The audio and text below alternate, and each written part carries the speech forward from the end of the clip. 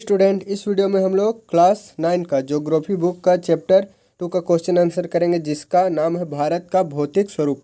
देखिए, हम लोग का क्वेश्चन नंबर 1 में है, निम्नलिखित विकल्पों में से सही उत्तर चुनिए। पहला है, एक स्थलीय भाग जो तीनों ओर से समुद्र से घिरा हो उसको हम लोग क्या बोलते हैं? का नंबर देखिए, द्वीप बोलते हैं। दूसरा है, भारत के पूर्वी भाग में म्यांमार की सीमा का निर्धारण करने वाले पर्वतों का संयुक्त नाम क्या है? पूर्वांचल है। खा नंबर, संयुक्त नाम जो है वह पूर्वांचल है। खा नंबर। फिर अगला है क्वेश्चन नंबर 3, गोवा के दक्षिण में स्थित पश्चिमी तटीय पट्टी को, जो गोवा का अगल बगल वाला भाग है, उसको हम लोग क्या बोलते हैं? कोंकण बोलते हैं। फिर चौथा है, पूर्वी घाट का सर्वोच्च शिखर, पूर्वी घाट का सर्वोच्च शिखर कौन है? कंचनजंगा। फिर क्वेश्चन नंबर 2 देखिए, निम्नलिखित प्रश्नों का संक्षेप में उत्तर दीजिए। पहला है, भूगर्भीय प्लेटें क्या है? उत्तर देखिए, भूगर्भीय प्लेटें पृथ्वी की ठोस परत के नीचे मौजूद पारंपरिक धाराएं, इसकी पर पट्टी तथा स्थल मंडल को कई बड़े भागों में बांटती है। इन भागों को टेक्टोनिक या स्थल मंडल प्लेट कहते हैं। देखिए, पृथ्वी का नीचे बड़ा बड़ा चट्टान है जो लगातार कंपन कर रहा है, और यही जो है महाद्वीप के निर्माण का कारण है। पहले यह एक था, अब टूट के अलग अलग हो गया है, तो 7 महाद्वीप बन गए हैं, पहले कम महाद्वीप थे।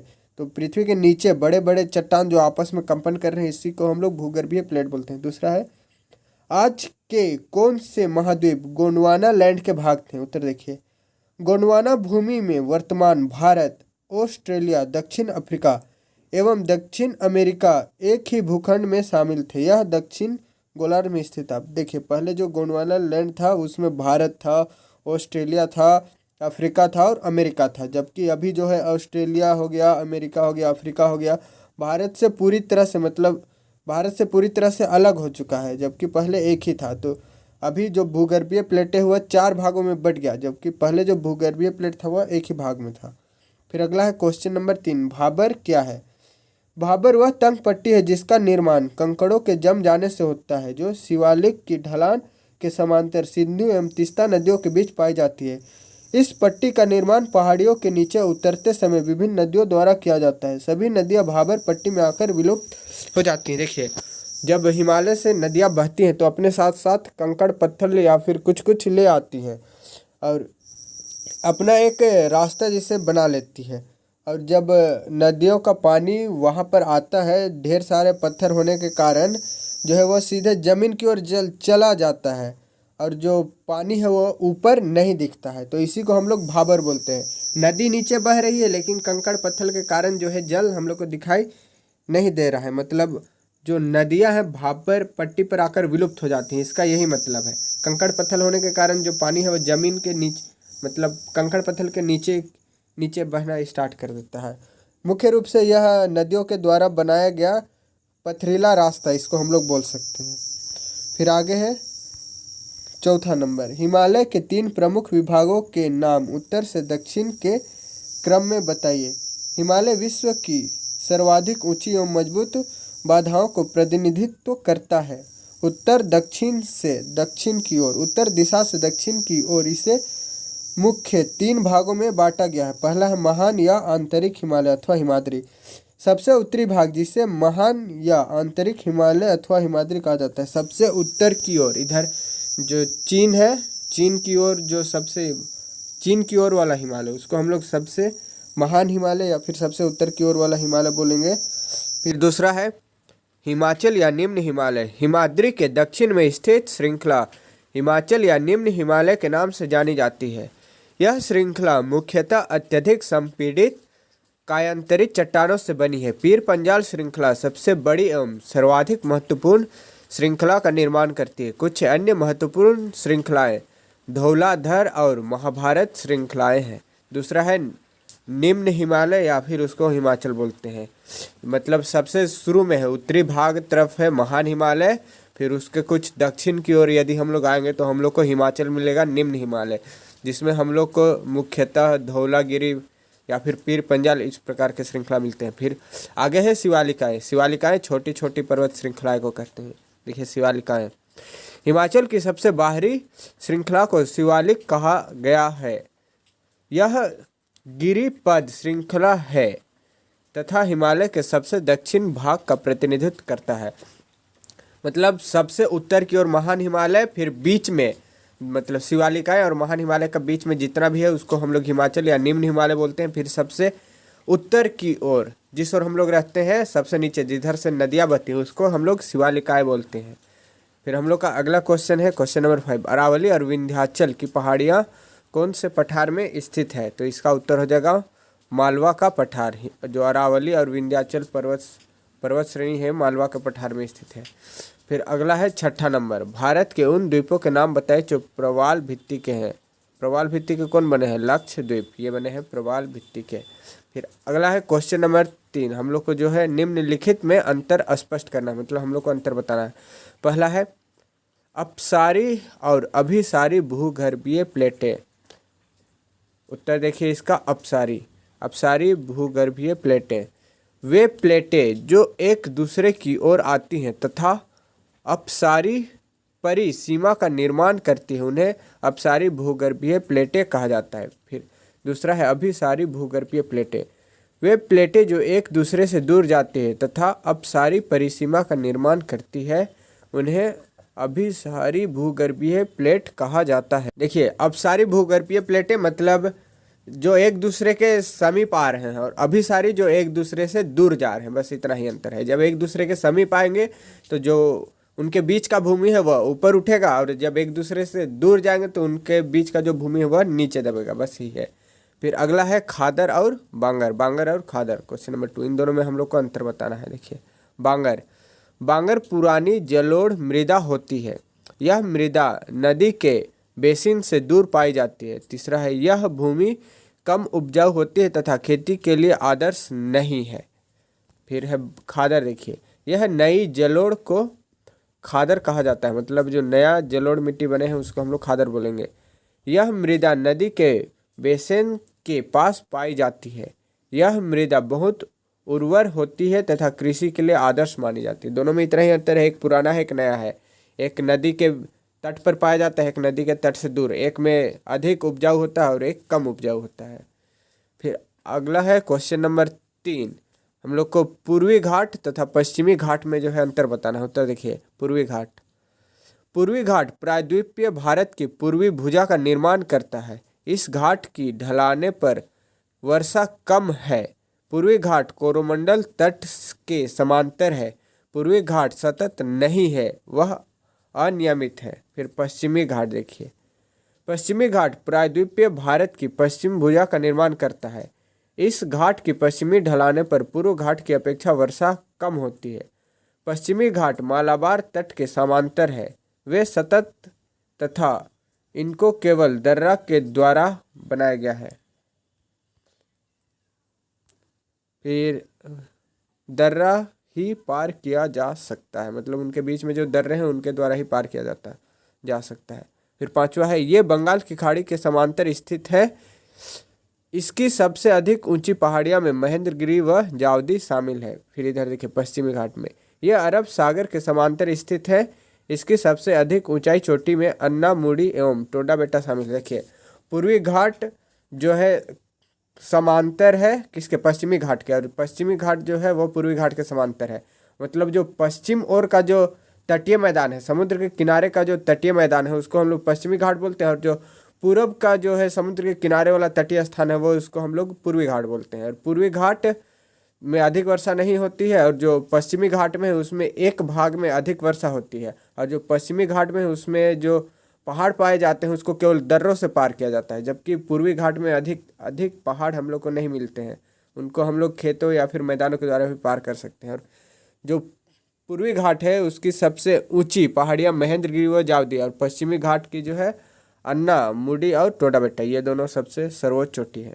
फिर अगला है 4था नंबर, हम लोग को बताना है हिमालय का निर्माण कैसे हुआ। देखिए उत्तर देखिए भूपर पट्टी के नीचे मौजूद पिघले हुए पदार्थ ने भूपर पट्टी या लिथोस्फीयर को कई बड़े टुकड़ों में बांट दिया, जिन्हें लिथोस्फीयर या टेक्टोनिक प्लेट कहा जाता है, जो अवसादी चट्टान टक्कर के कारण वलित होकर इकट्ठे हो गए। इन्हें टेथिस के नाम से जाना जाता है। गोंडवाना भूमि से अलग होने के बाद इंडो ऑस्ट्रेलियाई प्लेट उत्तर में यूरेशियन प्लेट की ओर खिसक गई। यह दो प्लेटें में टकराव का कारण बना और इस टकराव के कारण टेथिस की अवसादी चट्टानें वलित होकर पश्चिमी एशिया की पर्वत श्रृंखला तथा हिमालय के रूप में उभर कर आई। देखिए, सबसे पहले जो भूपरपट्टी, देखिए नीचे जो भूपरपट्टी है वो हमेशा कंपन करते रहता है। जब वो एक दूसरे के करीब आता है तो उसके बीच का जो जमीन है वह ऊपर उठ जाता है और पहाड़ का निर्माण करता है। यहाँ पर भी कुछ ऐसा ही हुआ। यहाँ पर लिथोस्फीयर या फिर उसको टेक्टोनिक प्लेट कहा जाता है। इसमें जो है अवसाद जमा हो गया। ये जो प्लेट है वे एक दूसरे से दूर जा रहे थे तो इनमें गड्ढा बना और इनके बीच में जो है अवसाद जमा होने लगे। और जब बहुत सारा अवसाद जमा होने लगा तो जो यूरेशियन प्लेट था वह खिसक गई और ढेर सारा एकदम वहाँ पर कचरा जमा हो गया। अवसाद मतलब कचरा होता है, जमा हो गया जमा हो गया जमा हो गया। और उसके बाद जो ऑस्ट्रेलियाई प्लेट और यूरेशियन प्लेट है ये दोनों आपस में एक दूसरे की ओर आने लगे तो इन दोनों टकरा गए और टकराव के कारण वहाँ का जो अवसाद जमा हुआ था वह उभर गया और उभरने के बाद वह एकदम ऊंचा खड़ा हो गया। तो वही जो है हिमालय पर्वत श्रृंखला के रूप में उभर कर आया। आई होप ये क्लियर हो गया हिमालय का निर्माण कैसे हुआ। अवसाद चटने के कारण, अवसाद एक जगह जमा होने के कारण जब भूगर्भीय प्लेटें एक दूसरे के समीप आई तो जो अवसाद जमा था वह ऊपर उठने लगा और उन्हीं से जो है हिमालय का निर्माण हुआ। फिर देखिए पाँचवा नंबर क्वेश्चन है, भारत के प्रमुख भू आकृति विभाग कौन से हैं? हिमालय क्षेत्र तथा प्रायद्वीपीय पठार के उच्चवाच लक्षण में क्या अंतर है? देखिए, भारत के महत्वपूर्ण भू आकृति विभाग, पहला हिमालय पर्वत, फिर उत्तर के मैदान, फिर प्रायद्वीपीय पठार, भारतीय मरुस्थल, तटीय मैदान एवं द्वीप समूह। भारत को हम लोग अगर भौगोलिक भाग में बांटे तो इतने में भाग सकते हैं। पहला हिमालय पर्वत उत्तर की ओर, फिर उत्तरी मैदान जो है, उत्तरी मैदान मतलब गंगा तट के जो आसपास का जो मैदानी इलाका है या फिर हिमालय के नीचे का जो भी मैदानी इलाका है, फिर प्रायद्वीपीय पठार मतलब इधर पश्चिम का जो भी पठार है और इधर पूरब का मतलब तटीय इलाका, समुद्र के किनारे किनारे का इलाका, या फिर बीच बीच में भी जैसे झारखंड में भी पठार है वो इलाका भी आ गया। फिर भारतीय मरुस्थल, राजस्थान में जो मरुस्थल है, फिर तटीय मैदान और द्वीप समूह। द्वीप समूह में इधर आ जाएंगे हम लोग का लक्षद्वीप और अंडमान निकोबार द्वीप समूह। हम इतने में भारत को भू आकृति के रूप में बांट सकते हैं। मतलब भारत में इतने ही प्रकार के भू आकृति पाए जाते हैं। फिर अगला है, हिमालय क्षेत्र तथा प्रायद्वीप पठार के उच्चवाच लक्षणों में क्या अंतर है? हम लोग को हिमालयी क्षेत्र और प्रायद्वीपीय पठार में अंतर बताना है। देखिए, पहला अंतर, विश्व के सर्वाधिक ऊंचे पर्वत एवं गहरी घाटियों से मिलकर बना है। हिमालय में सबसे ज़्यादा ऊंचा पर्वत पाया जाता है, माउंट एवरेस्ट कहाँ है? हिमालय में ही है। फिर प्रायद्वीपीय पठार का देखिए, पहला, चोटी एवं छिछली घाटियों तथा गोलाकार पहाड़ियों से मिलकर बना है। मतलब जो पठार होता है वह पहाड़ जैसे ऊंचा नहीं होता है, जमीन में ही थोड़ा सा जो है पत्थर उभरा हुआ रहता है। फिर हिमालय में देखिए दूसरा, इंडो ऑस्ट्रेलियाई प्लेट व यूरेशियन प्लेट में टक्कर के कारण बना। ये दोनों प्लेटें जो एक दूसरे के समीप आने लगी तो इन दोनों में टक्कर हो गया और जो अवसाद था वह उभर कर ऊपर की ओर एकदम बड़ा बड़ा हिमालय पर्वत जैसे बड़ा बड़ा पर्वत श्रेणी का रूप ले लिया। फिर दूसरा देखिए, प्रायद्वीपीय पठार, गोंडवाना भूमि के टूटने व खिसकने के कारण बना है। मतलब जो गोंडवाना भूमि था वह अचानक गड्ढा हो गया या फिर पानी आने के बाद वह कट गया, या फिर जो है उसका जो चोटी था वह धीरे धीरे मतलब हवा से घर्षण होकर बालू बालू बन के पूरा एकदम समतल के रूप में हो गया। तो उसी से जो है प्रायद्वीपीय पठार का निर्माण हुआ है। देखिए, तलहटी चट्टानों से बना है और इसका आग्नेय एवं कायांतरी चट्टानों से बना है। मतलब इसका प्रायद्वीपीय पठार का जो निर्माण हुआ है वह हो सकता है कि वोल्केनो, जिसको हम लोग ज्वालामुखी बोलते हैं, उनसे हुआ है, जबकि इसका जो तलहटी है पूरी तरह से चट्टान से बना है। फिर चौथा है, भूवैज्ञानिक दृष्टि से यह अस्थिर क्षेत्र है। अस्थिर क्षेत्र मतलब हिमालय पर्वत जो है अभी भी बढ़ रहा है। मतलब ये जो इंडो ऑस्ट्रेलियाई प्लेट और यूरेशियन प्लेट है अभी भी एक दूसरे के जो है करीब ही आ रहे हैं। इसको देखिए, भूवैज्ञानिक दृष्टि से यह स्थिर क्षेत्र है। मतलब यह अभी नहीं बढ़ रहा है और बस जो घर्षण हो रहा है उसके कारण चट्टान अपवर्तित हो रहा है और उसका जो साइज है वह कम हो रहा है। जबकि यह अस्थिर है। मतलब हिमालय पर्वत में अभी जितने भी पर्वत हैं वे अभी भी बढ़ रहे हैं, मतलब ऊंचा हो रहे हैं, उनका हाइट जो है लगातार बढ़ रहा है। यह विश्व के सर्वाधिक ऊंचे पर्वत हैं और यह जो पठारीय जो प्रायद्वीपीय पठार है वह तो पर्वत है नहीं, तो छोटा मोटा घाटी ही जैसे है, पठार जैसे है, तो ये ज़्यादा ऊंचा नहीं है। देखिए पाँचवा नंबर, मध्य उच्च नीची पहाड़ियों से बना है। मध्य उच्च भूमि नीची पहाड़ियों से बना है और इनमें कोई भी चोटी विश्वविख्यात ऊंचाई की नहीं है, मतलब इसमें ज़्यादा ऊंचा चोटी नहीं पाया गया है। फिर अगला देखिए क्वेश्चन नंबर 6, भारत के उत्तरी मैदान का विवरण कीजिए। मतलब जो गंगा का तटीय इलाका है या फिर ब्रह्मपुत्र का जो उपजाऊ वाला इलाका है उन लोगों का हम लोग को वर्णन करना है। उत्तर देखिए, यह मैदान जलोढ़ मृदा से बना हुआ है। लाखों वर्षों में हिमालय के गिरिपदों पर एक विशाल बेसिन में जलोढ़ का निक्षेप होने से इस उपजाऊ मैदान का निर्माण हुआ है। यह मैदान 7 लाख वर्ग किलोमीटर में फैला हुआ है। यह मैदान 2400 किलोमीटर लंबा तथा 240 से 320 किलोमीटर चौड़ा है। समृद्ध मृदा के आवरण, भरपूर पानी की आपूर्ति एवं अनुकूल जलवायु ने उत्तरी मैदान को कृषि की दृष्टि से भारत का अत्यधिक उपजाऊ भाग बना दिया है। इसी कारण यहाँ का जनसंख्या घनत्व भारत के सभी भौगोलिक विभाजनों की अपेक्षा इस क्षेत्र में सर्वाधिक है। उत्तरी मैदान के पश्चिमी भाग को पंजाब कहा जाता है। गंगा का मैदान घाघर एवं तीस्ता नदियों के बीच स्थित है। यह उत्तर भारत के विभिन्न राज्यों जैसे हरियाणा, दिल्ली, उत्तर प्रदेश, बिहार तथा झारखंड के कुछ भागों एवं पश्चिम बंगाल एवं पूर्व बंगाल में फैला हुआ है। पश्चिम बंगाल के पूर्व में फैला हुआ है। तो जो भारत का उत्तरी मैदान है उसका निर्माण कैसे हुआ है? हिमालय से जो नदियाँ बहती है उसके द्वारा जो अवक्षेप किया गया है वह धीरे धीरे नदी के किनारे जो है बैठते गए हैं। जैसे जब पानी बहता है तो उसके किनारे किनारे कैसे बालू सब जो है जम जाता है, उसी प्रकार इसके किनारे मिट्टी का अवक्षेप होते गया और वहाँ पर जलोढ़ मृदा का निर्माण हुआ है। और यह लगभग 2400 किलोमीटर लंबा है एवं 320 किलोमीटर तक चौड़ा है, इतना बड़ा। और यह पंजाब से लेकर कहाँ तक? पश्चिम बंगाल तक इतना लंबा जो है वह फैला हुआ है। और यह मतलब जलवायु की दृष्टि से देखें या फिर मिट्टी की दृष्टि से देखें, जल की उपलब्धता की दृष्टि से देखें, पूरी तरह से यह उपजाऊ है।